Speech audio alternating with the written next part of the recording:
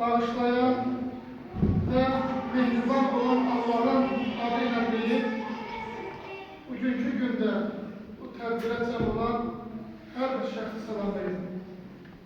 Allah'ın rəhməti, mərhəməti, bərəkəti olsun hər birimizdən. Bəli, bu həmin gündür. O günkü həmin gündən artıq 5 il keçir. Müəyyən hadisələr var. Tarixə baxanda baş verir. Müəyyən vaxtdan, müəyyən zamandan sonra unudulur, yaddan çıxır. Amma bəzi tarixi hadisələr var ki, yaşanır, tarixə düşür və tarixdə qalır. Zaman keçdikcə bizlərin qan yaddaşına çevrilir. Şəhidlərimizin həmin bu anın tarixləri də bizim üçün qan yaddaşına çevrilen tarihlerdendir. Bundan sonra iller keçsə də, vaxtlar keçsə də, həmin gün, bax bugünkü gün bizim üçün keçiriləcək, bizim üçün qeyd olacaq. Çünki Allah mübarək Teala Quran-ı Kərimdə şəhidlər haqqında nə deyir, nə danışır, biz 5 yılı danışırıq.